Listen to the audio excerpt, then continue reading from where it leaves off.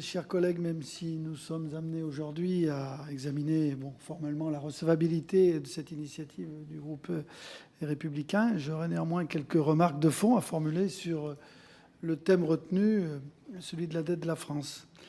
Et tout d'abord, pourquoi choisir de débuter l'enquête au lendemain de l'élection présidentielle de 2017, alors que la dette publique, c'est bien connu, augmente de manière significative depuis près de 50 ans sous l'effet de crises successives et de décennies de gestion malheureusement défaillante.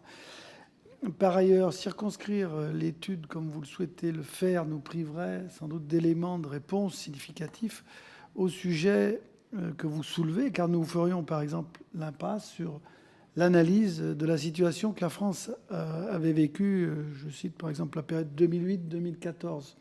En raison de la crise des dettes souveraines, la France, je le rappelle, avait procédé à un rééquilibrage budgétaire très important, notamment par de fortes hausses de prélèvements obligatoires pour les entreprises et surtout les ménages, étouffant, on s'en souvient, la timide reprise de l'économie européenne, avec des conséquences désastreuses pour les finances publiques.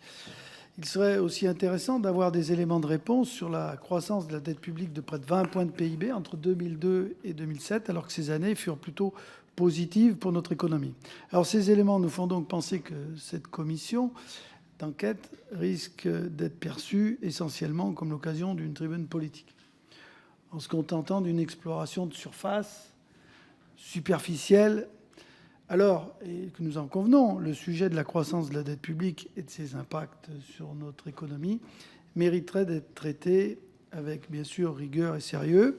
C'est ce qu'on doit faire, en profondeur, pour en tirer des enseignements utiles pour la bonne gestion de nos finances publiques. En tous les cas, nous suivrons ces travaux et nous y participerons. Voilà, je vous remercie.